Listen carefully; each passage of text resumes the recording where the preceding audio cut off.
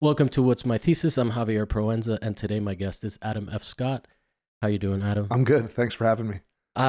We met at, I think it was, I forget what the Mirrors, Broken Mirrors or something like that. Yeah, That show. it was Liz Walsh Yeah. curatorial. Was it called Broken Mirrors or something like that? The space was called Discount Mirrors. Discount Mirrors. And Okay. yeah, and I gave it a much cheesier. Broken. I mean, It's like so goth. no, it's like a business. right. Well, so it's Discount Mirrors Studios, right? Okay. So John Dwyer's Oh, okay. I'm not. recording project. So that's it. It's a studio. It's an Oh. actual functioning recording studio. They don't sell mirrors at all? I think the place used to. I think you did one of those things where, there's this kind of ghost image on that. Yeah. When they peeled everything off the building, it kind of vaguely says Discount Mirrors. And I think you just kind of It just went with it. in a pithy way kept it. Well, cool, man. So you're from Chicago, right? No, I'm from grew up in Venice. Until what age were you out in Venice? I was, my whole family's from actually New York and all from New York and Italian. A big part of my family's Italian, kind of came here in the 20th century, Ellis Island. Scott? The Scots. I'm half Scottish. Okay, that's half what I was Scottish. Well, I say that it could have been Vecchiarelli, but Okay. my mom took my dad's last name, Yeah. which are Canadian Scottish people. A much quieter part of my family. Yeah, the Italian part's much more. So So Did you grow up speaking any Italian or no? un po'. Un po'. Okay. Yeah. Che bello. Io sono italiano. We were like the kind of, no, all Eastern New Yorkers dyed in the wool, Yeah. and then moved to LA, and then they kind of. So then I was the only person to grow up out here, So then when I go back to New York and see everybody, all the cousins and various people would always joke that I went native because I was like, oh, hey man, they were like, what, or who's this Your guy? accent, you don't have a New Yorker. No. But it was like, and that going back would always be like culture shock for me for like a day or two. Yeah. It would just be, that I'd get back there and I'd be, Forget about it. No, I'm kidding. I'd be operating at a certain clip, here, and then at a speed. everyone there is operating this different speed. And so everyone would be like, hi, what's up? How are you? What's going on? It's very like penetrating, very like present. And I just had to kind of get with that rhythm. And then I would get back into it and dig it, but yeah. So then when did you start figuring out you were into art and all of that out here? In high school. So I went to Santa Monica High School. Okay. And I had I had been in bands. So I was playing in bands. I got into music first. It was kind of music was first. And I got, as a kid, probably about like 13 years old, I was in, I really got into like punk rock and thrash metal and all the things that were happening. And I'm of an age where that I could do that at that time. Because I was, as a kid, I was going to like my dad, who is so awesome. And he would like drive me to concerts, Nice. to, drop me off at like in the Valley at like these bars where like Slayer would be playing and Jesus. Okay. things like that. He was cool. My dad was very cool. And he was just I shouldn't say but he was just really, parents were really supportive and of my various cultural leanings. Did he ever like take you to Cannibal Corpse and anything like that extreme? No, No meat grinder. no, because that wasn't really there. I mean, this is like 84, 85. Oh, okay. I mean, this is like the genesis of this stuff coming out. So anyway, I was doing that and I was checking stuff like that out, and I got into a band in high school called Psychotic Youth, and we were the kind of the little baby brother band of like Suicidal Tendencies, and we would play with them and practiced in their practice space in Venice. It was really fascinating. They were like a little bit more glam though, right? No? Suicidal? Or am I confusing them? No, they're hardcore. They're not a hair metal. No, the Suicidal Tendencies are the most hardcore punk rock band like at that time period ever. Like I mean, they really were like them and Black Flag. They kind of established an aesthetic that was a Southern California. Yeah, but you should probably strike out the hair metal band thing because they'll find you. Oh no! I mean, whatever, dude. My ignorance is always on display. They'll find you. But I'm just, but I think it would be pretty unpunk for them to be upset. Yeah, I know. Right? I don't know. Yeah, but like but I think the thing is that there's so there's this kind of aesthetic that I was getting into that was not, it wasn't like an art one, but my parents were into going to museums and they like to go to LACMA. They like, they're both, intellectuals and they were both the professors. What do they teach? Political theory. Oh, so okay. yeah, so they were both it was an intellectual environment growing up, so they were just hip, and they really and they wanted to bring me into that world, so they just dug things, so I was really fortunate to grow up just I mean, they weren't artists, but they were cultured. Yeah, I mean, and being in professors, you're kind of the working poor. You're like super rich intellectually, and then you're like, wow, no one gets paid enough. Yeah. But excuse me, but it was a cool, it was a cool thing to grow up in, and they certainly they weren't against being into things, and even things that were a little outside their comfort zone, which was music, and the culture, and the subcultures, and the layered things. So, but you got into painting first, drawing first? Like, what was the? It was because I was the guy making flyers for the bands. Okay, so like those Xeroxed, like rough, not like, because I grew up in the rave scene in the '90s, so that aesthetic is like very sci-fi, futuristic, kind of stuff like that. I saw a lot of stuff like that in Chicago. Yeah. No, I mean, there's like there's books of rave flyers. They're so memorable. But the punk is a different aesthetic. So did you started off with Xeroxing and stuff like that? Yeah, there was Xeroxing and cutting and pasting, and I go down to the thrift. There's like a Thrifty Mart down the street, and they had the copier, because I grew up. So I was kind of like, there weren't a lot of copiers around. So I'd sit there in the Thrifty Mart and like be there on the copier, and people would be waiting, and I'd just be like working on it. It was like, there's like ice cream guy, and then copy. Thrifty is the birth of punk, man. Yeah. So, or whatever. So, but yeah, so then, and it was making those things and seeing other people make that. And so really, I think my first things that were visual were these Dada, like, so it was very, but I didn't know that it was. You didn't have the education. No, not necessarily. You intuited it. Yeah. So I was making the things, and they were fun and cool, and I saw other people doing it, and I kind of, aped some other things that I saw there. And then in high school, I took an art appreciation class. Pretty common, it's a standard common thing, and we did a little project, and the faculty, the teacher was like, this is, your thing is really rad, and I really like it, and you should maybe think about it, in college. And I was just how irresponsible of a teacher. All my good teachers told me not to become an artist. She was just like, I think she was just like, you should check join the cult. That's like, yeah, totally. That's like, and so my grades were, they were pretty good, but I wasn't, I was whatever. I wasn't tracking to hit the, major league colleges by any stretch. I was just kind of, and so what ends up happening is I get into Long Beach State. Oh, okay. So you did your MFA in Chicago. Yeah. So that BFA is Long Beach State, and getting to Long Beach State, and I don't know, whatever. I'm at the state school, and it turns out to have this great, they have a great art program there. Yeah. They have a really good ceramics, really great drawing and painting, printmaking is amazing at Long Beach State. So at the really time, good. was it interdisciplinary, or you just kind of had to do that yourself? You had to like so I was such a I got so far into it that I just did it myself, because I would just be like, oh, like printmaking, cool. Or, and it didn't, and it was small enough, they all knew each other. Yeah.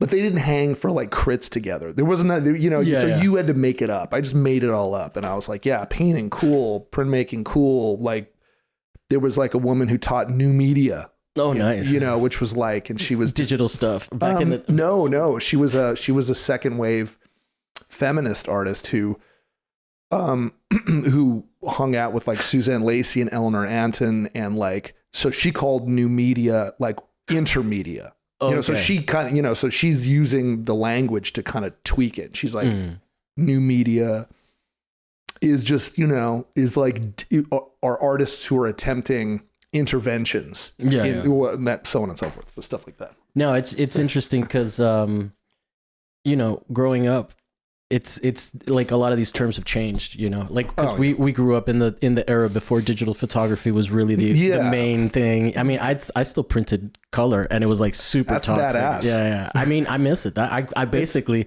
I didn't want to make the transition to digital. That's like alchemy. That's like real alchemy. For real. It's just amazing. And just the process of going into the darkroom, coming out, and then like color correcting like that versus color correcting on a screen. That, that whole process. And back then, like the calibration of monitors wasn't that great. Well, everything, it was super expensive. Yeah.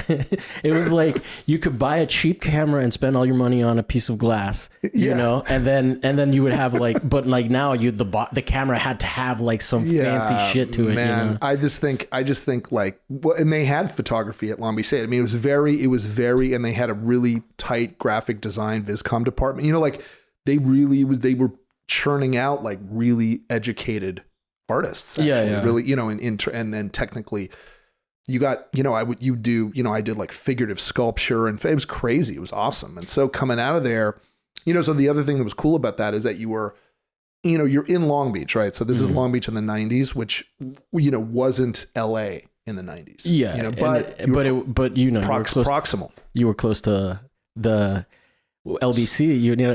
Yeah, it's kind of hard being Snoop D-O double G. Yeah. You could, you know, but then you were like kind of, you know, you were, but you could go to, you know, you could discover things. Like, so if you kind of got yourself together and drove up to LA, you could go to Beyond Baroque.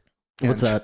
Beyond Baroque was like a poetry center in Venice where a lot of LA poetry and performance art kind of came out of. It's a groundbreaking place. And it was like I'm trying to think of the guy's name. I'm totally blanking, but there was a show on KCRW called Bookworm. Did you ever listen to that? No. Just a talk show about books. And the guy who ran it, like, ran or was an integral part of Beyond Baroque, and a lot of people came out of that. You know, it was really fascinating kind of subculture that, and so you could go to that, or you could go to, you know, openings. I mean, you could do, like, Mike Kelly was coming on the scene. I was just getting my mind blown. You know, seeing like cool stuff, and then coming back to Long Beach and being like, oh, you know, and kind of trying to integrate all that as a younger person into my identity. Mike Kelly, he did the Candor show at Hauser and Wirth. Is that yeah, that guy, yeah. And he was doing, you know, and at that time he was doing performances, and he was, you know, you could, and then not just, I just mentioned him, but there were a lot of really interesting people that were kind of, I just say that because he's kind of a big name, but but it was really cool to be in that proximity. I feel like it wasn't until that Pacific Standard Time show where like there was an active push to try to say like stuff was happening in LA, because like it's been in the shadow of New York. So it's totally. I'm always into hearing about this. You know, Chris Durden and it was like Chris Burden. Sorry, not Tyler Durden. Chris Burden. But the thing is, like, all that was happening, and then got into that and checked a lot of it out, and then ended up right before I left to get into master's program in Chicago. I went to the what's it called? The Helter Skelter show. So there's this one show that happened. Paul Schimmel did it. And I feel like a broken record because I say this a lot to people because that show like changed my whole outlook. I walked into this place, I was at school, and as always, a younger part-timer teacher was like, "Hey, you should go to LA and check out this show." He's like, "Adam, I think you'd like it." And I was like, "Okay." And so I got a couple people, and we went and we carpooled up there. In LA. To LA, because I was living in Long Beach the whole time. Like, I just lived in Long Beach I never thought I would ever live in Long Beach, but I did for like 7 years. And then going to school. It took me about 6 years to get through undergrad because I was just, you know. It's like, it took me 10, so. But I left a couple times. Right. So I just ended up, I went up to the show at Mocha, and I walked in there, and I think the first room I entered was Raymond Pettibon. And all of his drawings, but they were all pinned up to the wall. And I had never seen them like that because I had only collected Black Flag albums, which he was, kind of, instrumental in kind of creating the album art for that. And so that was a big deal. Lynn Folks, Meg Cranston, Liz Larner, Victor Estrada. Oh yeah, I've had him on the show. He's my hero. He is. And just coming out here, I kind of I never knew him, but I kind of connected. I saw a show at Art Center. Yeah. I went to that show.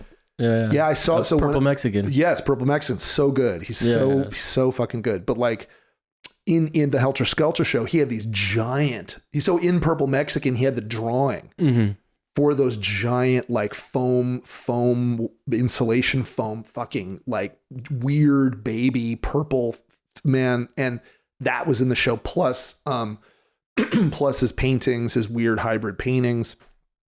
Manuel Ocampo, also in the show. I mean, it was Mike Kelly, Paul McCartney. I mean, it was just like was it related to anything having to do with LA art in the 90s? Okay, that was the show. Is Helter Skelter.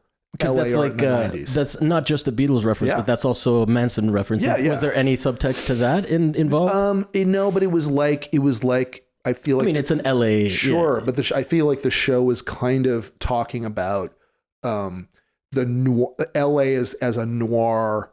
The noirish, the sunlight and the darkness, and that I think that I think Schimmel kind of I don't think he was literally saying that, but I feel like it kind of positioned that.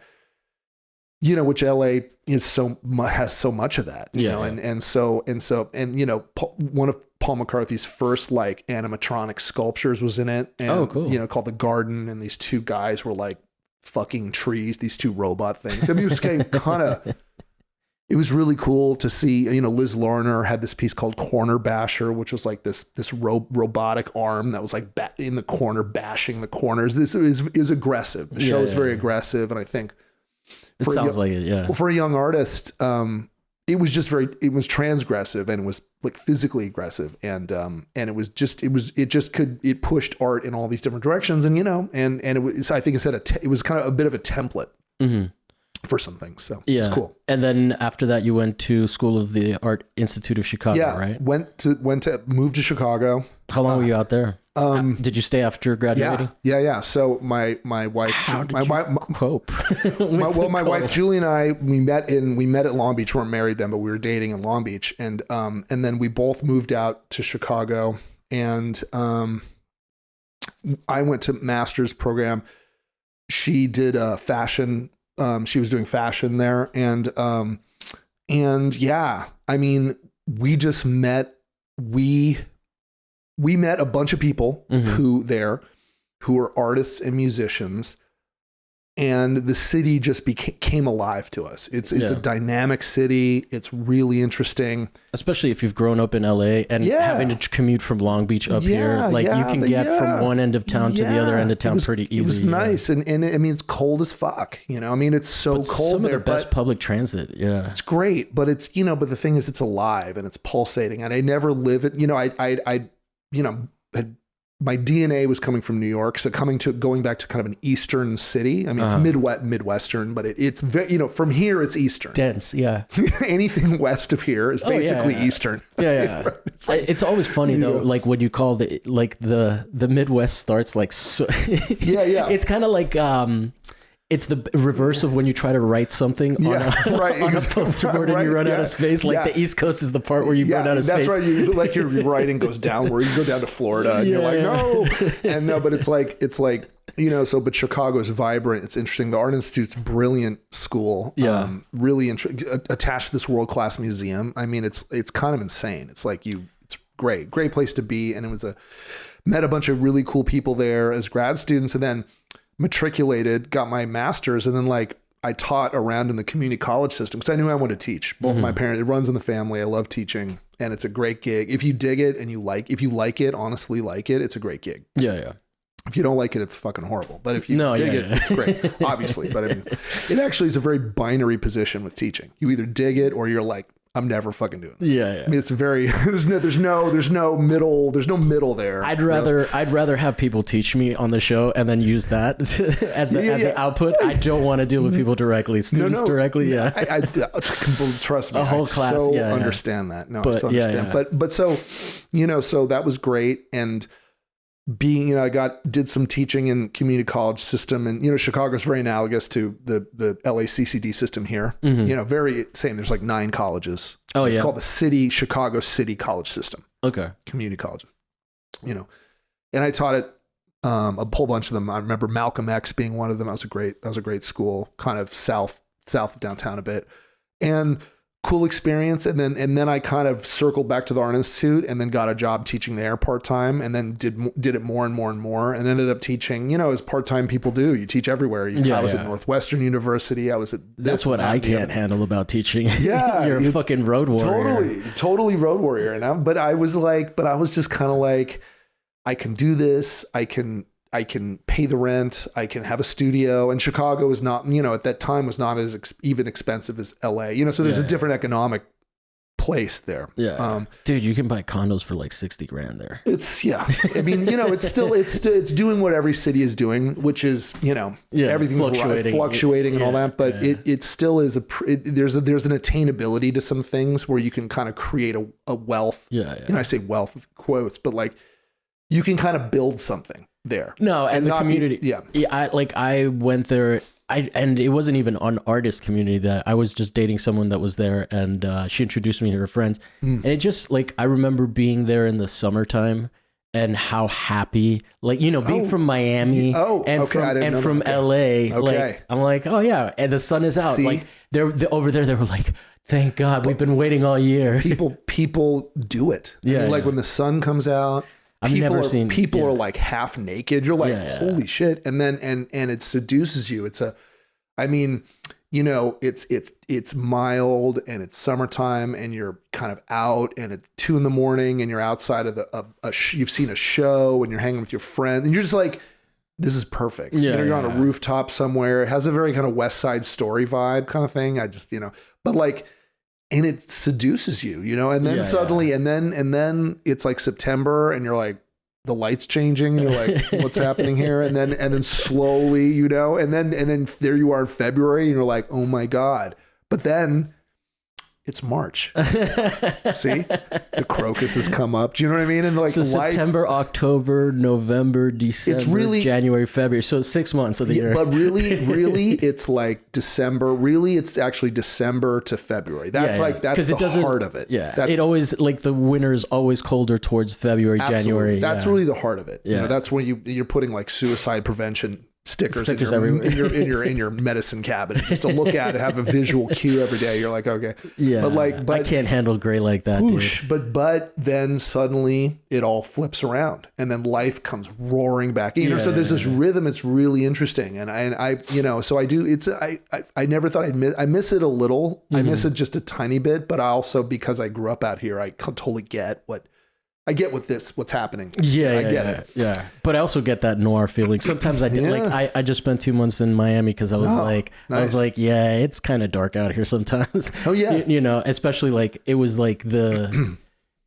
it was just nice to go somewhere else. I mean, Miami has its own problems, but sure. But it's nice to go there. Yeah. It's nice to go to somewhere else that has different problems. Well, being the cool thing, Chicago was cool because you could be an artist. You could, because when you get out of school, you're like, what's an artist? Yeah. That's the question. I'm kind of like, what is an artist? What does that mean? How do you do that? Because no one calls you that, right? You're self-identifying. So what's an artist? Well, an artist is someone who has a space and makes work and then does that. That's the first kind of basic, that's like a very, I guess, foundational part. So Chicago, tons and tons of post-industrial space, right? Yeah. And you could do it. So we did that, and I got a space, and I was making art. And then I got together with 3 other artists, and we started an artist-run space. So we were kind of and this was about circa 99, 2000. And we and a number of other people, unbeknownst to each other, started spaces in Chicago. So we became known as the second wave of artist-run spaces. Oh, okay. Amazing. There was a first wave in the 70s for sure. Okay. In that sense, right? And that kind of, and then we became the second wave, and we were called Deluxe Projects, and there were a number of other do you remember any of the names? Shout them out. Of the other spaces? Yeah. Yeah. There was a place called Standard. There's a place called the 7-3 Split, who actually was started by Tim Fleming, if you know who that is. That's a bowling term, right? Yeah, I believe so. 3-7 Split or the 3-something Split. 7-10 Split. 7-3 Split or something like that. Tim Fleming started that. Tim Fleming out here did a lot of art fair stuff. He moved out here and kind of helped create the art fair scene for LA. So that's really interesting. There's a place called FGA, Fucking Good Art. That was a place. There was another place called NFA, No Fucking Around. I mean, you know, there's another place called Law Office, which is super great. There's a lot of cursing in the names. It's Chicago. It's a working class, two-fisted. It's Chicago's two-fisted. So, you know, and yet and there was a place called Joymore, and there's a place called Dogmatic, and they were great, and they all did different things, you know, and they all had, but we all eventually knew about each other, got together,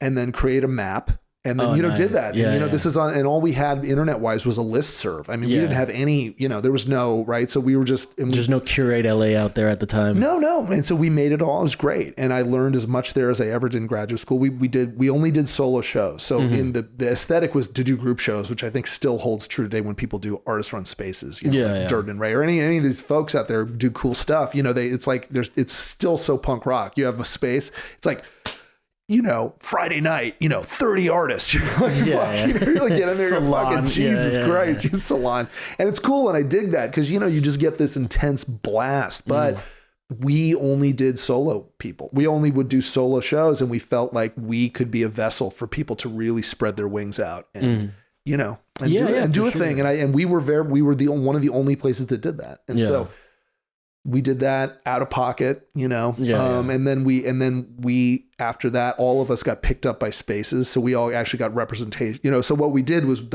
we were like, if the art world doesn't know us, we're going to make a space. We're going to help people. And rather than trying to beat down the pavement and like hustle, we're just going to we love art. We've all fallen in love with art. So we're going to be in love with it. So that's the best place to be. And then galleries started showing up and they were like, oh, your shows are tight. And they're like, so your work might be tight. It's that kind of thing. Yeah. And then we ended up all getting picked up. I was showing with Kavi Gupta for about 10 years. Oh, cool.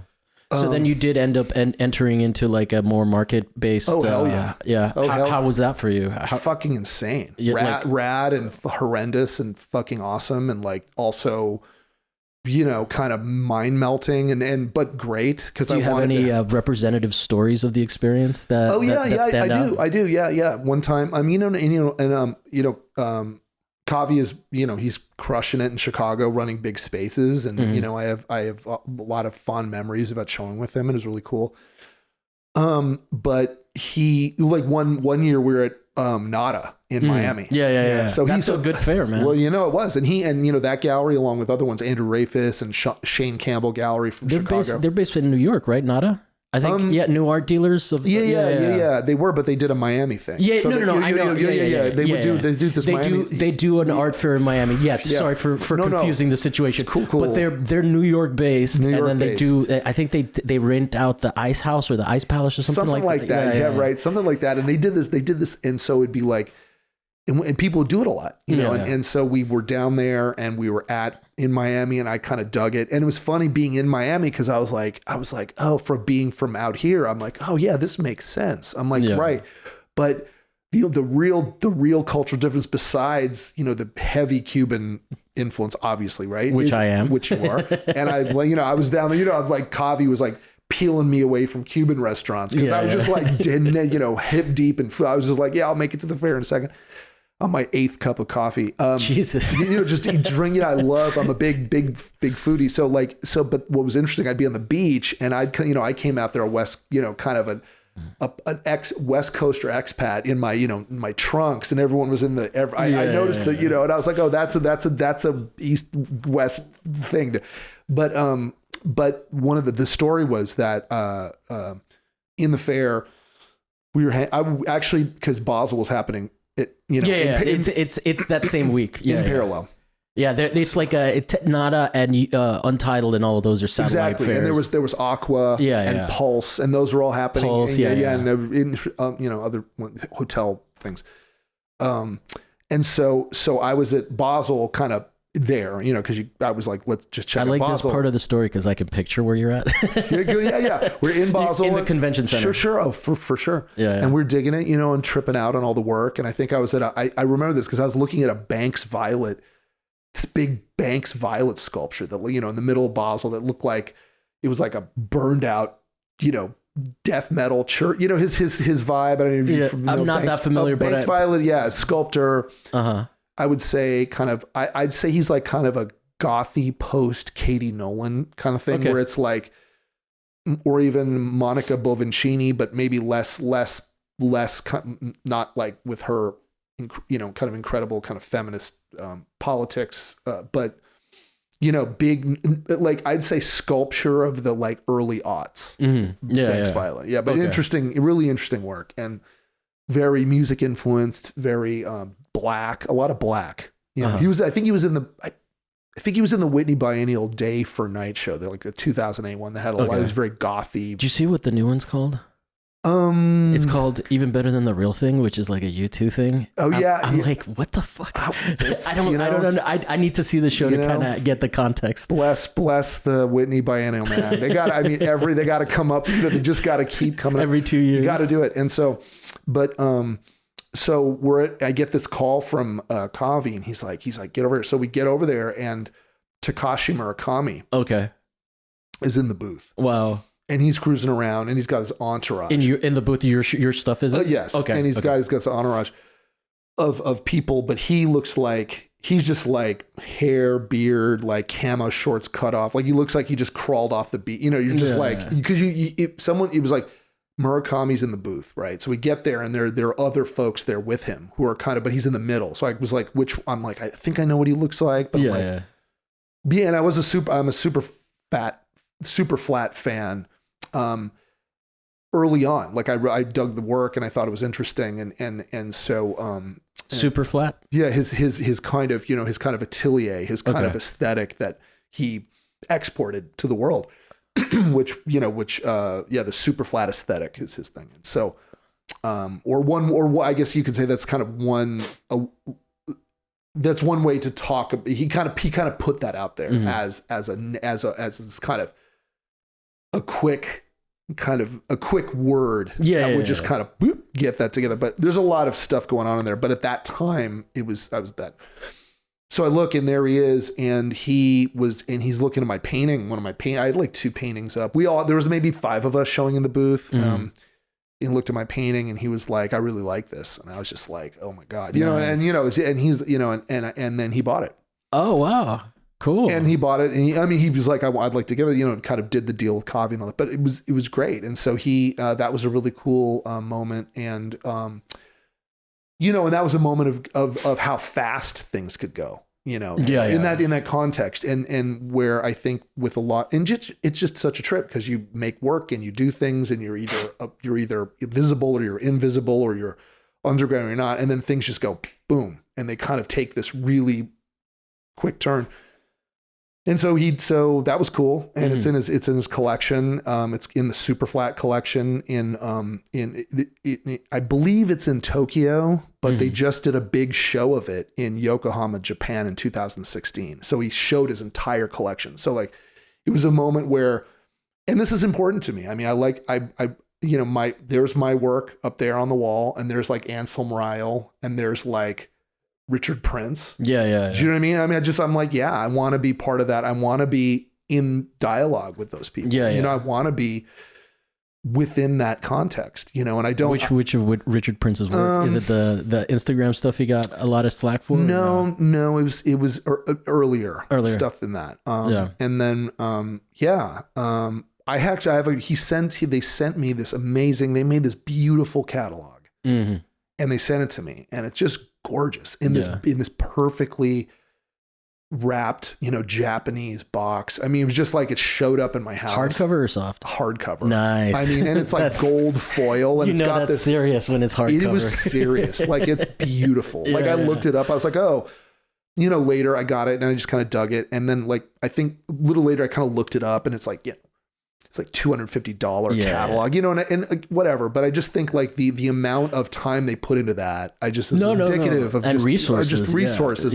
Like how I think the respect, whatever you think of him as an artist or his kind of like really funky pop leanings and what he does and who he, the guy really, and his whole consortium there, I guess you'd say, is really, they really foreground the art. Yeah.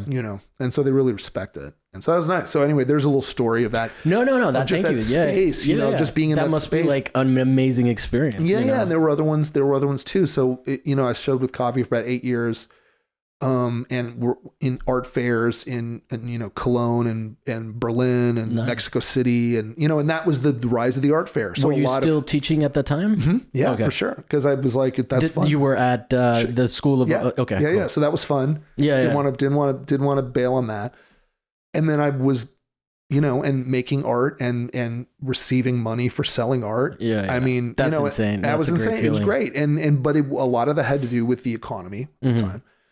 And the fact that he was right there. Oh, the 90s economy? Or this is early 2000s. So this is the bubble. This is like when it starts the decline. Well, but it really got hot. No. Early 2000s was definitely 2005, hot. but also the rise of the art fair. Yeah, was part of that. And so anyway, I don't, So wait, there wasn't. You say the rise of the art fair. There wasn't really much art fairing going on prior to. Well, I should say. The art fair becoming a very ubiquitous, ubiquitous, but a place that the economic engines and the mechanisms that would kind of drive these fairs, I think kind of came online in a major way at that time. There were certainly art fairs before, there were, but I just feel like, that chunk of the 2000s really it's like the comedy boom of the 80s. Stand-up existed before, comedy, and I think and so just so I just think as an artist, and I really, and when I talk to and I'm still still showing and still doing that and have work in collections a lot, actually mainly in Europe. Nice. A lot of work in Europe. I was able to have like one time we had a great show in Leipzig and I was able to I showed in the Spinnerei, which is I can tell you've been to Leipzig because you said it Leipzig. Leipzig, yeah, and it's. I mean, my brother-in-law is German, so I don't even claim to be all like flex German, but I do know how to say Leipzig. But it the Spinnerei is an old DDR cotton factory that's been turned into artist studios. Like what's DDR? Like not Dance Revolution. That's the German communist state. Okay. Because it was East Germany. Oh. Yeah. So this was in East Germany. So Leipzig was East Germany, very much in the eastern part of Germany, or at least within the communist political zone. And so, but in this converted old, cotton factory is like Neo Rausch's studio. Oh, and Rosa Loy. And I mean, I got to meet him at an opening where, Kavi, and they had a little project space, and Kavi had a little satellite gallery there. So, I think it's really fun. And when I talk to, and I'm still building this stuff, and I still, and I'm still really interested in putting the work out and showing it in any way possible, and continuing to like try to have my work in these different spaces, when I talk to students or have able to mentor students who really who are expressing to me a real hunger for wanting to do this stuff, wanting to make art, try to be in it, try to put their 2 cents in the dialogue, the historical dialogue, and all that stuff. What's it called? Tito Whitney, who I just had, put it as stepping into the arena. Stepping into the arena, nice. Yeah, for sure. Yeah. Because I was like, wait, did you show before? Like, in artist-run spaces, and she was like, no, that's when I stepped into the arena, into the actual art market. Yes, that's the arena. Yeah, for sure. And I think but I don't, and I think oftentimes. I'm sorry, Tito Whitney. I for some reason I say it like Americanized. Okay. In my travels, and I feel like there's often there's always these senses of inside and outside, and positioning. like underground versus above ground, in this, artist run versus market and all, and all these there are very real positions here that are, that are affected by, that can be political or can be economic, and they're all varied. But I do think that when I talk to students or want to mentor them, and people show interest in things like this, I think everybody, right?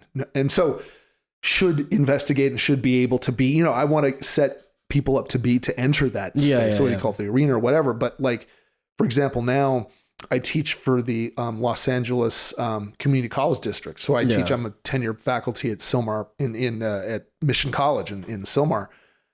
And, I have students there who, who show up and are kind of like, hey, most of my students are first generation college students, but they're like, I get some who are like, I want to do this. Yeah. Right. Well, and I say, I'm sorry, I just want to finish that thought. And I say to them, you should be in all of these spaces. Do you know what I mean? Like, you know what I mean? Like so if you want to taste the arena, you got to show up. Yeah, sure. But you can, there's underground, so what I can bring to that is having experiences in all of those, and to be able to say, here's how you navigate through all these, and here are all the kind of, here are the pitfalls of them, and here are the kind of really interesting parts of them. And here's how they dovetail a lot, which a lot of people don't want to kind of talk about, but radical underground spaces have their little nerve endings wrapped around the little nerve endings of David Zwirner. You don't think it does, but all these things are connected. There's no either or, there's no binary position, and there's no outside of it all. You're in they're symbiotic. Oh, yeah, completely. And anyway, so I just wanted to give you guys props because the Mission College, you guys, you were the ones that introduced me through you, Mario, and Curtis Stage. Yeah. You introduced me to John Plutchuk, which I had on the show. Oh, cool. Yeah. Nice. So you guys are definitely doing stuff. Like I could go to other places and probably not have access to people of that level of experience. Props to Mission College. I actually was bummed. You had a show last night, and I was like, "Oh man, this is an opportunity to meet another heavy hitter." Oh yeah, and I was Solomon Huerta, right? And I was like, "Fuck!" Come to the show. Come check it out. We're gonna have. So what we're trying to do so the fun thing is at Mission College, we can get our curatorial rocks off, so to speak, right? Yeah. So you can and so. What are your titles there? I'm a I guess I'd say like associate professor of art. Curtis is full professor. Curtis Stage, he's the department head. Yeah. And I was hired there in 2019. And he's also part of Durden and Ray, which you referenced earlier. Sure. And he's part of that. And he's been part of that for a while. And Curtis and I met at Long Beach State in the early 90s. And so way even before you had your career. Oh yeah, no. We were the two freak kids who were like in the studios all night, like dosed. Yeah. You know what I'm saying? Like making art. Like really, and that's how we met. And we were like, it was, Are you sure Curtis is okay with you saying that? Whatever. He's totally. He wasn't dosed. No, he was cool. No, it was just me. He's like super straight edge. But you know what I mean? Like we were, high on life, man. But we were, we met then, stayed in contact, and then he let me know about this job that was opening up, and I wanted to be back on the West Coast. Yeah. My wife, Julie, and I wanted to be back out here. And, and I also felt like after years of teaching at the Art Institute of Chicago, which is, really truly a private space, amazing space to teach with brilliant faculty. I mean, you really, really feel it when you're there. It's just the dialogues are amazing. The students are really amazing. I was thinking I wanted to get back into public education and be able to, like bring everything that I've accrued over the time into that. And so it happened. So I got the gig. And so it's great. So, but if you get a 10-year gig, you can't, as a teacher, you got to go. And so we went, so we came here and there it is. But as far as, like art making, being back in LA is just amazing. Yeah. It's just an amazing place. My God, it's vast. Yeah. It is vast. I mean, the amount of, wow. It's insane. It really is. Like, I always think that, like, I keep meeting people that don't know anybody that I know, which is then you just like, it's like, you know, it really is so expansive, and so many different intentions, so many people with different aspirations, you know, so many people that are just happy to have a job and make art, so many people that are chasing it down. Yeah. You know, and I feel fortunate to be able to be back out here and and I'm slowly kind of immersing myself in various parts of it, and to also understand that you never, you know, it was like in Chicago, you could immerse and really touch the bottom. Yeah. You know, you could walk out into the deep end and your toes are like, you know, you can kind of, you're like, or, you know, you feel it, you know, but out here you're like, it's deep, you know, and you're like, I'm not, you know, so you take your time, you know, you don't want to get the bends. Right? No, for sure. You take your time. Yeah. But, you know, I have great colleagues, from Chicago who are out here, and that's a cool thing too. So the Art Institute does have a diaspora, and that's a great thing. And I was just having dinner and drinks the other night with Hamza Walker, who is the director of LAX Art, but he's brilliant, and he was the education director and a curator at the Renaissance Society at U of C, University of Chicago, and so I got to know him through doing spaces. He was like a hero of mine, and so I would always go and I'd get advice from him. And what, head of the Renaissance Society? This was a space at the University of Chicago that was a contemporary. So it wasn't project. No, not at all. It was just called the name. Renaissance Society, but it was, you know, but so I guess the point is that just being, I don't think I really understood how much Chicago really does there's a lot of, you know, kind of, there are artists coming out of there constantly. They're all over the United States, and definitely the Art Institute of Chicago has really, really informed a lot of the, you know, a lot of things, just as Cal Arts has, and certainly all these other kind of, you know, storied, you know, schools and institutions. But Chicago itself was a huge influence on me for art making. Coming out, you know, I brought a kind of West Coast aesthetic with me. A kind of cool, a coolness that I think pervades the art here, but a kind of darkness that also does in the punk rock aesthetics that were kind of baked into what I was interested in. And then in Chicago, I got really into. Then what's fascinating is I kind of being there, I kind of became romantic about the West Coast and started thinking about that stuff and like letting it bubble into my work more. So I was doing a lot of like landscape as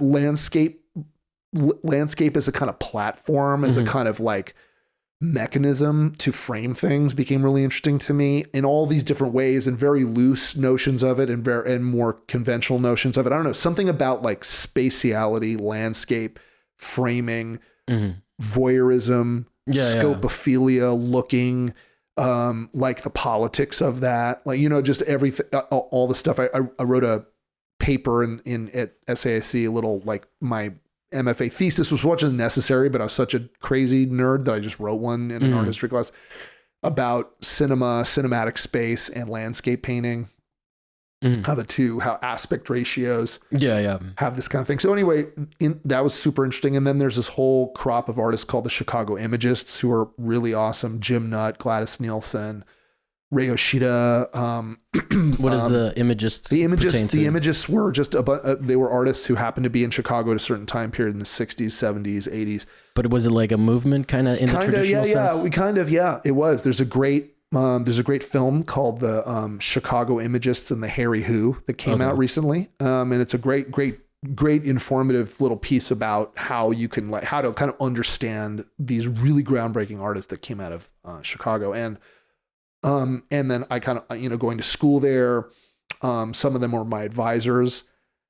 And then I had like Ray Yoshida as an advisor. He's an amazing painter. I had Don Baum, who was a curator of all that stuff. I had Jim Nutt, who was an advisor, and then I had like younger, more contemporary artists like Arturo Herrera and Michelle Grabner and people like that who were kind of pushing it in the art world in different ways. But the Imagism was always kind of stuck in my head, and it's just a really, for your listeners or anyone who's interested, you can look them up really easily, the Chicago Imagists, and the work is just great. And is there an aesthetic conceit to the? There is. It's kind of a surrealist. It's like, there's kind of pop in there. There's surrealism. There's kind of underground cultural. There's underground cultural images from music. There's underground comics. There's certainly art. There's certainly like art knowingness, art historical knowingness happening, and it's a really interesting hybrid. And it actually was not very understood in New York. Like at the time, New York kind of disregarded it because it wasn't, it wasn't a prevailing thing, and it was very seen as very kind of regional, kind of Midwestern, and kind of simmering in its own juices, kind of, not really maybe seen as being retrograde slightly, not because it wasn't skewing the figure, and it wasn't a kind of non-objective, non-objectivism or abstraction or whatever was, and it were something, and yet it just really left an impression on me. And then being a teacher there, I taught with a lot of these people. So then I learned even more. Great. And so it's affecting my work. So the work, as it stands now, the work has a lot of that in its DNA right now. Quick question before we focus a little bit more on LA. Is it, because in Miami, even though there's like stuff going around year round with what's it called, with the artist run spaces, it's still pretty much a seasonal, like wintertime, because it gets really hot. So Is it seasonal over in Chicago? No. Or no, people just don't care about the cold. Totally hardcore, because you kind of can't. Because like, is it even the big spaces are constantly? It's constant. I mean, it's they're just banging it out. Because even out here, there's like a lull in the season. I think Chicago, you just work hard. Yeah. I mean, that's what it's Midwestern. You know what I mean? People land planes in a fucking snow. Like, what would shut down any American city? Yeah, you're right. Does like not snow days. I mean, there are, but it's, if there's a snow day in Chicago, people have died.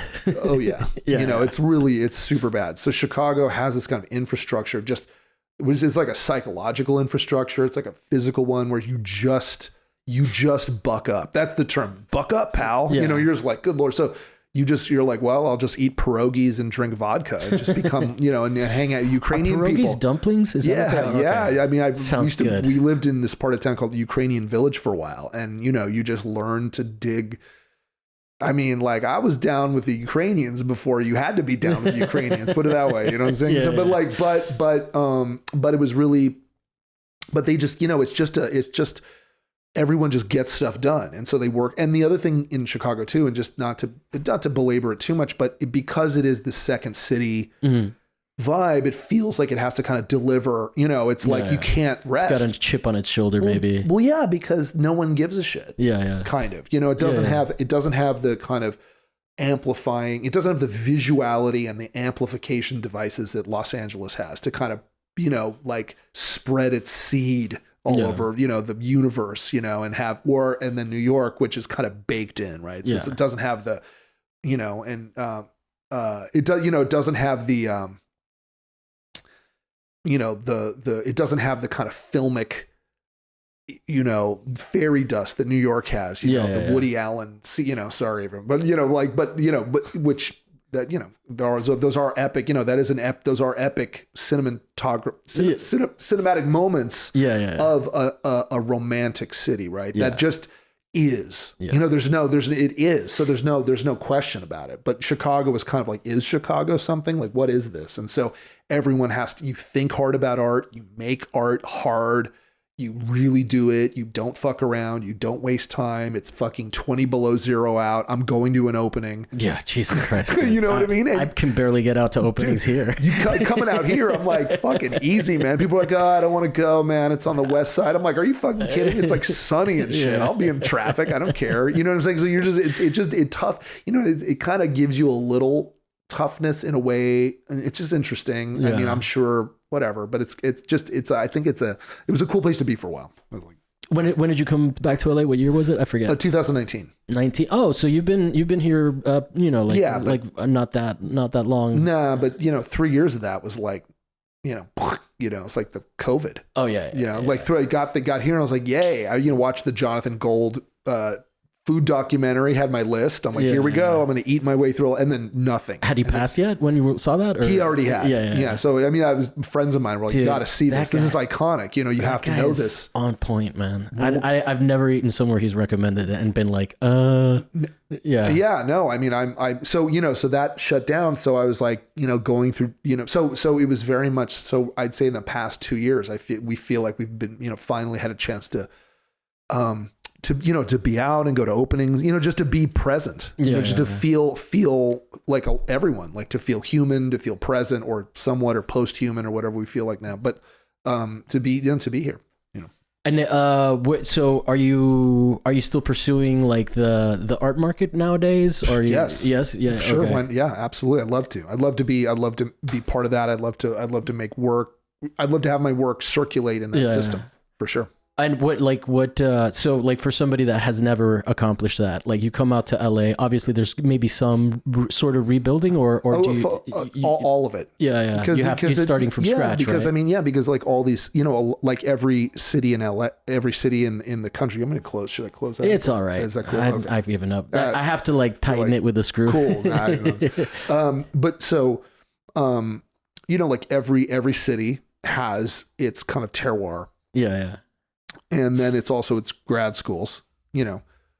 And so they put out, you know, every city, you know, what I'm saying, is like, you know, like there are roots in these cities. So when you kind of uproot yourself and put yourself in a new one, you know, unless you're functioning, unless, you know, you're already in at the highest levels of showing, and that becomes fluid. So you can just kind of be anywhere that way, right? You just become like, you're like in multiple places at the same time, defying the laws of physics as we know it. But if you're not there, then what you do is you do have to kind of build it back better, as they say, you know? And so I think that like coming out here, it's just, I think it's kind of fun to be just within the space, and you can do things differently, you know, and I can kind of have different postures and different ways. I am who I am, but I can also redefine that. And LA is such the place of redefinition. Yeah. So there's a sense that, you know, it's really interesting to be back out here and to kind of feel out the different kind of, look at the different like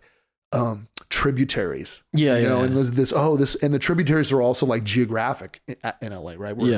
You know, and so, you know, I'm like, this tributary is an East Side tributary. Oh, this is a West Side. Oh, this is a Hollywood. Oh, wait, this is like that's a trip. That one. But if you follow this, it goes over here, connects here. You know, and so I'm slowly starting to like get those. That's just fun. So then the first part of your strategy would be that to just kind of get a lay of the land.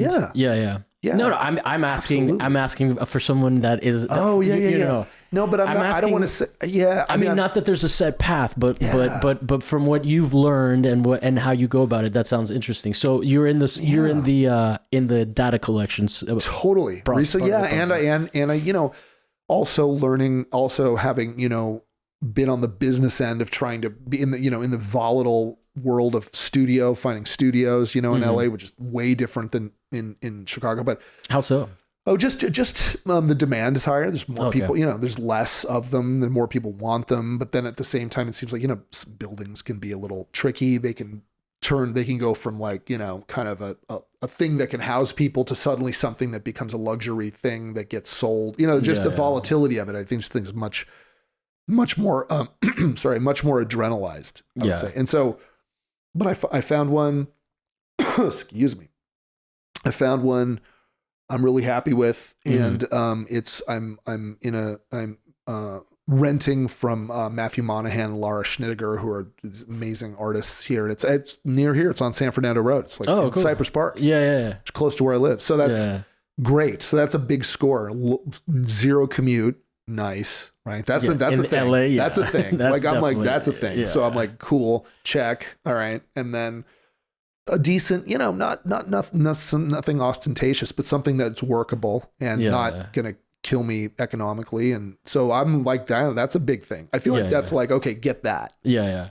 So it's really the same thing. What does an artist do? An artist find a space you can work in and then start to work there, you know, and you just kind of start with who you know and where you are. And you just build out from that in this kind of concentric And you definitely have to have the work before you start going for anything, right? Like for sure. Yeah. Or at least be in the process of making stuff. Yeah. I mean, I think the work, I mean, in the end, you're going to have to deliver something. Yeah. So, I mean, I don't know. You got to have something. You can't just come out here and network and then be like, when I get the opportunity, I'll start to make work. I mean, if you did that, I mean, unless your whole deal was some kind of conceptual conceit where it was about, you need the budget and the deadline. Yeah. Or whether it's about your whole output or your production is about networking yourself into things, and then I don't know, but I mean, I make objects and I make things, and so the things have to get made, and but then there's different, so it's really interesting to be out here to think about how things are made, the life of things, the circulation of them, the politics of them, the economics of them. Yeah. And then also to be making things within this context of like the place where images get made. Mm-hmm. Yeah. Like, I mean, for sure. Yeah. Cause it's a thing, it's like to make work in Chicago, no images get made up. Like, well, I'm not like in the sense that they, you know what I mean? It's more, it's not, there's the film industry is not there. And over there, over New York, maybe there's more film industry than probably Chicago, right? Like, Chicago's a very specific setting for a show or for a movie. Theater is strong, music's strong. Like Chicago might have ER for like 8 years, but they're a location. Yes, they're a location. They're like Canada. Yeah. Like people go film there. Yeah. They probably filmed there to save money on places like New York and stuff. New York, Gotham. It was the Dark Knight was filmed there for sure. And I saw it getting filmed, and what's his name, Sam Raimi filmed like some Spider-Man stuff. I mean, people go there to do that, but I think. It's usually trying to emulate something else. Of course, but it's either trying to look like New York or trying to look like a mysterious city. Because Spider-Man never worked in Chicago. But it can. But this. So I think it's just really. It's a really interesting. It's an interesting shifting to be out here and to start and to make art and to think about how. You absorb, because I am someone who I absorb the spaces around me. I'm not, the art that I make does have internal, it is an internal manifestation outward, but it still is also an externalized. You got to take stuff in. And so that's happening. So, I mean, it's an interesting space to be in, and the visuality out here is insane. And so that's another thing, the kind of, everything being so hyper visual or so kind of, there's this kind of seductive space, so I just think that for me, it's just this. So I'm in a space where I'm just like taking it all in, seeing where everything is, meeting people, going out to shows, getting kind of understanding what is happening. And I think it's just a great, being in Los Angeles and making art here. And really, it's just such a world-class art city. And I just think that I'm, just really feel fortunate to be able to like witness that. Yeah. And something I tell students that I work with all the time, and a lot of the students I work with are in the Valley, and that still is the thing. So when I was growing up here, it was like LA and the Valley, and two distinct things. And it's still kind of that way. And, which is interesting. I mean, I'm sure it's shifted a bit, but not so much. And so a lot of students are like, oh, I got to drive over the hill to go. I'm like, yeah, you have no idea. You live in this amazing plethora. Yeah. So that's interesting. I feel like LA is protean.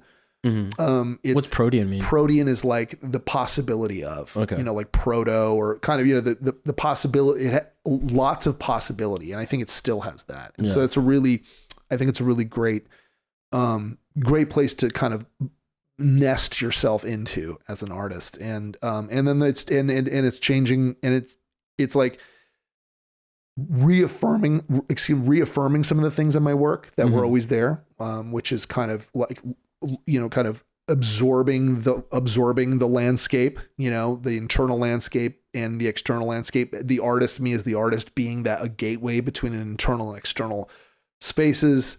But also thinking about being like America, like being an American artist, one might say, because, LA is like this, like the last vestige, right? So it's like this, something LA is the most American America because it's the one we export.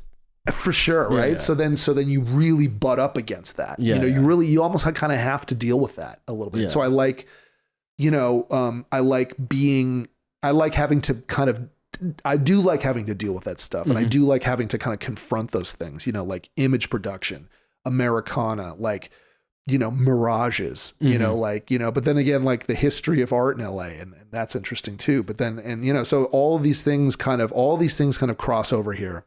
And I think being an artist in the midst of that is like super exciting. Yeah. And I just think I feel really fortunate to be part of that. So. Yeah. As much as this city can kick your ass sometimes, and it can, like in terms of like just, things, I feel like things take a little bit more effort here. This,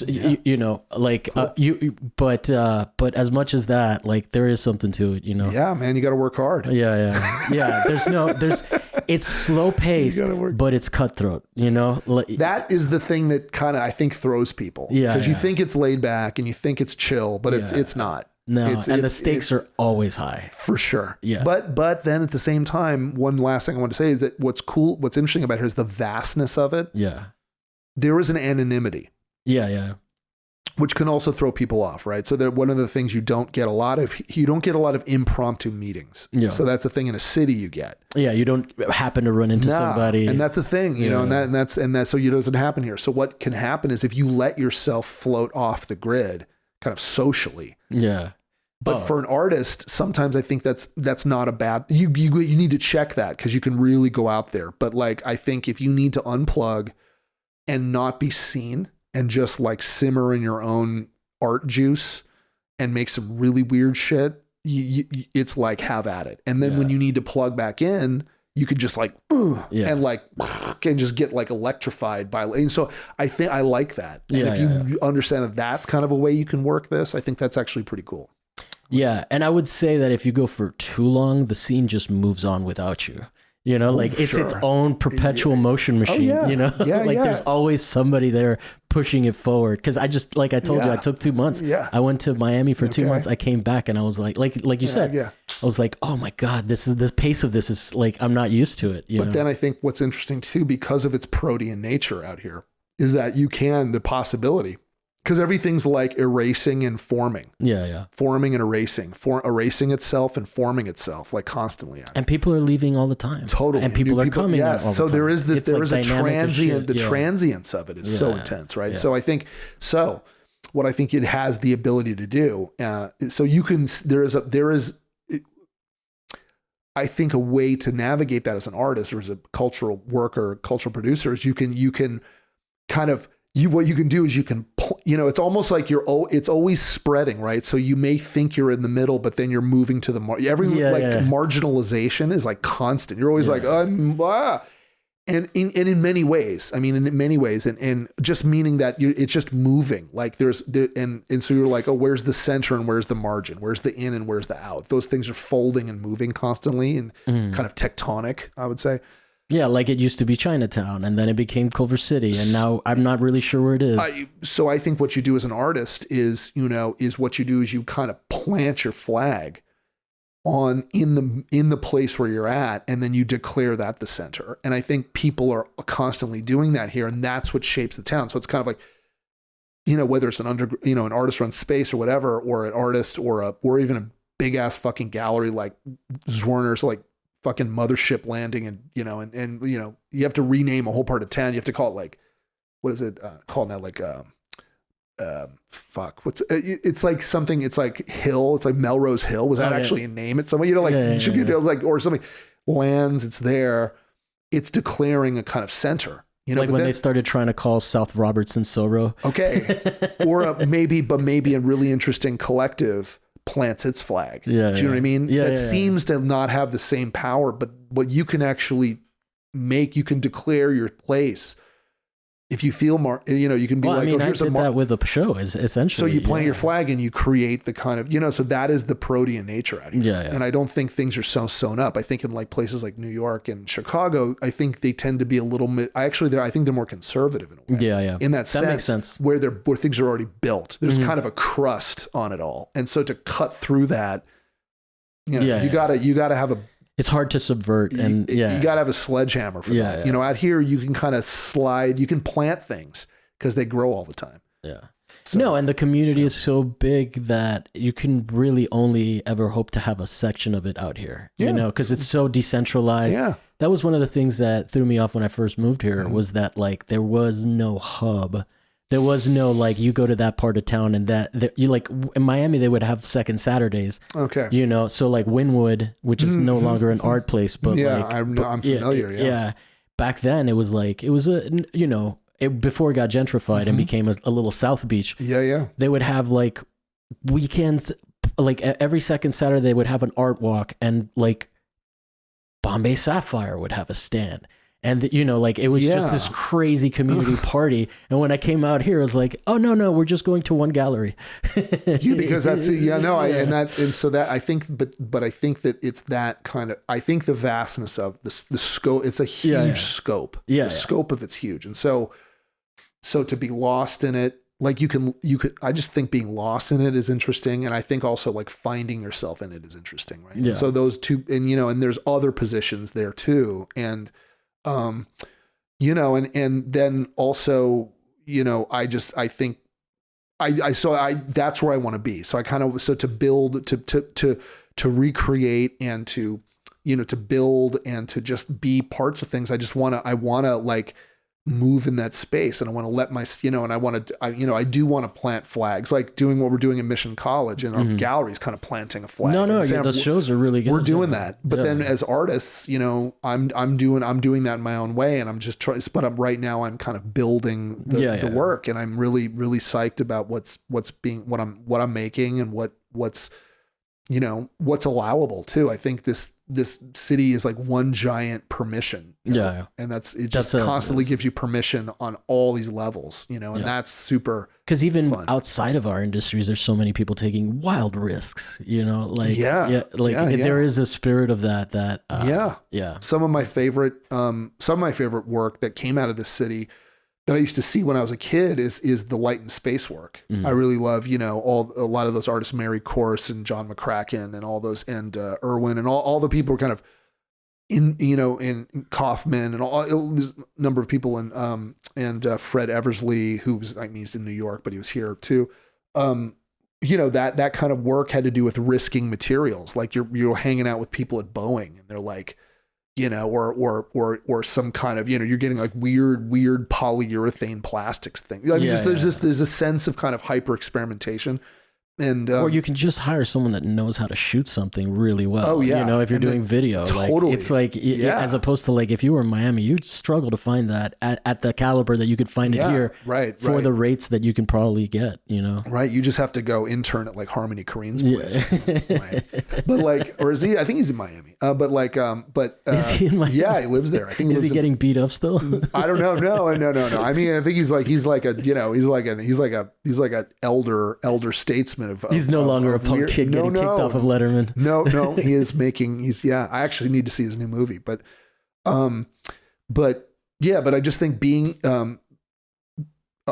able to make work here and sustain, you know, and figuring out ways to sustain yourself and make work here is important. And then once you kind of figure those things out, I think it's a great place to be, and I really dig it. No, yeah, and it's hard to imagine living anywhere else. With all the things that I may complain about this city on the show. Yeah. And I would complain about any city. Well, yeah. You know? I mean, trust me. If you heard me, I would sit here and talk such shit about Chicago constantly because I was just like, it's small and and then you get here and like, man, and then you're like, oh, you know.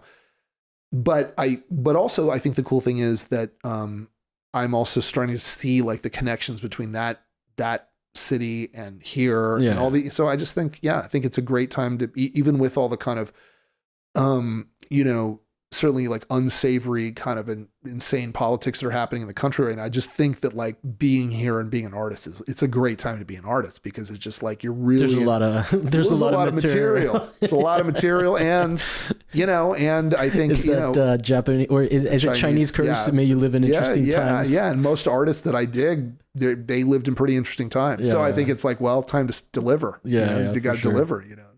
Oh, well, cool, man. I really appreciate your insights. I've never really had someone lay down the law on Chicago Chi-Town so much. Well, man. I'm that's my version of it. There's Yeah, there's many Chicagos. No, but the art scene, many I'm always curious to see what these little art scenes. In fact, the one group of people I haven't really had on the show is New Yorkers, which is what I'm trying to. If you know any people that are out there, we can talk about this off air. Yeah, sure. But I'm definitely, because it really is interesting to sort of pick apart different art scenes and see how they, I had my friend Christina, and we really got into how she's from Miami too, and how specific that scene is. So having an insight into Chicago, especially from someone that's from LA that can, straddle both, and had some success, commercial success out there, it's really interesting. So I really appreciate. Well, I appreciate that, and I really appreciate having the chance to hang out and share my experience. For sure, man. Like I'm definitely gonna come out and check more shows out, and I encourage people to do the same, because you guys are doing some really good programming. And that's at LA, just to plug it. It's the Arts Media Performance Gallery. So it's the AMP Gallery. We call it AMP Gallery at Los Angeles Mission College. And right now we have a Salomon Huerta solo show up, which I missed and regretted. But come on down. And what, you having a closing for it? I don't know. Maybe I don't know. But we're gonna do. I mean, is there a talk? We try in maybe. We'll see. We just Salomon has to. He's one of our big LA artists, and we're so honored to have him want to show with us, because he could do that. I mean, he's represented by Harper's Books here, and he's did crush some stuff in New York. I mean, the guy is like, and so to have him at our space we're very honored. So we're just trying to make sure we can kind of. You want him to come back? And so we're But we do 2 professional shows a year there, and then we have a student show. And I'll say one other thing, Curtis Stage and myself also, and this came from us. I'm going to put this on the record right now, so I'm just saying it, that we at Mission College came up with the idea during the pandemic to do a district-wide student show. So when I got hired, we were like, oh, okay, we do student, I'm just getting to know the school system, which, and I'm like, oh, we've never done a big district wide show. Cause not every school of the 9 schools has like really functioning art programs, but Valley does, we do, ELAC, East LA College, and LA City College, have our pretty, they're pretty strong. And so we were like, well, let's have a big show. And let's do a thing. Let's get some sweet, let's like do a thing, And then we kind of came up with that during these, these Zoom meetings during the pandemic, where everyone's like freaking the fuck out about everything, right? And so we said, when we get out of this, let's do a thing. Let's do that. And so I was able to get Hamza Walker to jury it. And nice. We had our first show at the Vincent Price Art Museum. Oh, that space is awesome. And we did that. And it was, Yoshie Sakai just showed there. Yeah. Caught that. And so it was the district-wide show. There were prizes. It was a packed opening. Wow. And students were like, oh my God, my work's in a museum. And we're like, fuck yeah. And I'm saying that was our idea. Props we put it out there. Yeah. Everyone picked up the ball. ELAC helped pick up the ball and get it in. So we're super down with them, and they did that. And now it's going to be, we're starting in 2025, working with Steve Wong, who's the director of the Vincent Price. We're going to start doing a big district show as like a biennial. Oh, that's awesome. Right? Dude. So there's that. So like, that's like, a benefit check it out. Of living in LA. Yeah. There's people like you doing that for kids. There's the Protean moment where you take nothing. There was never a student, when think of community college art, like I'm like, kids don't even know what's happening for them, right? So I'm like, let's really do that.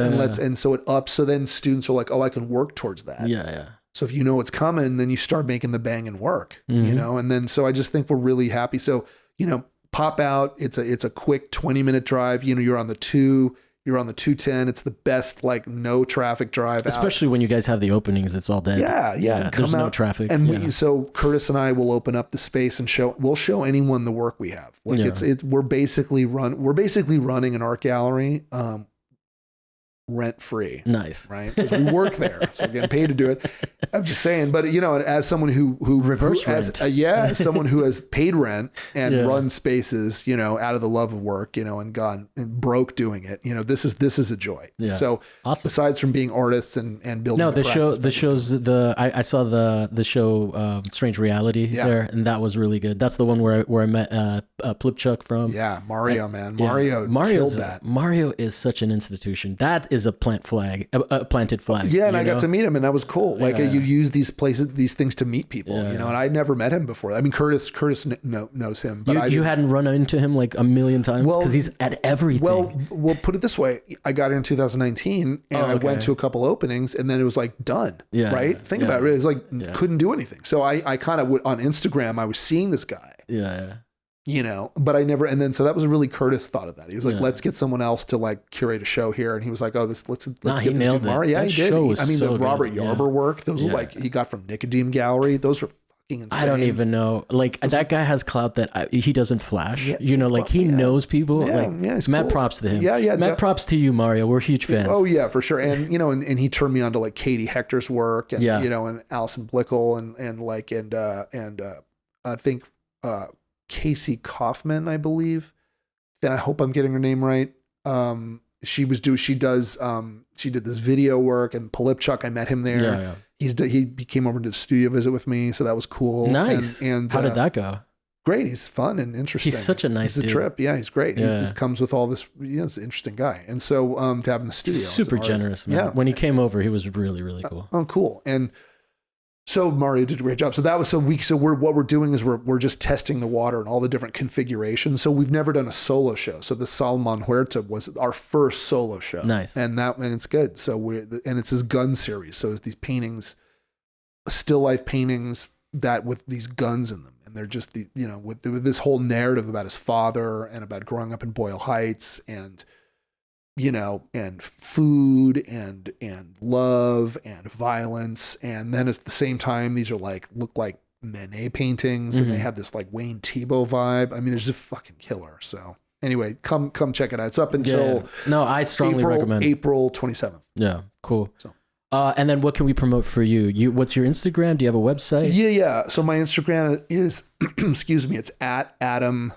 F. Scott Studio. So and it's like Adam with the lower, it's with underscore? With underscore. So it's Adam underscore F underscore Scott Studio. That's my Instagram. And then my website is adamscottstudio.com. And I've just updated it with some new stuff. Okay. Works on paper that I'm really psyched about right now. And that's what I've been doing mainly. And then maybe those will become paintings or something later. But right now I'm really into paper stuff. Cool, man. Yeah. Well, thank you so much for your time and for your energy, man. Well, this was really good. Well, I appreciate it. I respect what you do, and I respect your knowledge base. Yeah, you got to cut me off because I'm kind of I'm long in the tooth. Teacher dude, vibe. The worst thing is to have someone that doesn't want to talk on a podcast. Yeah, you got to be like, and Adam and Scene. I'm like, yeah, stop. All right. Well, anyway, I appreciate it. Thank you. No problem, man. Thank you so much. And thank you guys for watching. We'll be back next week with another guest and another topic that may or may not be art related.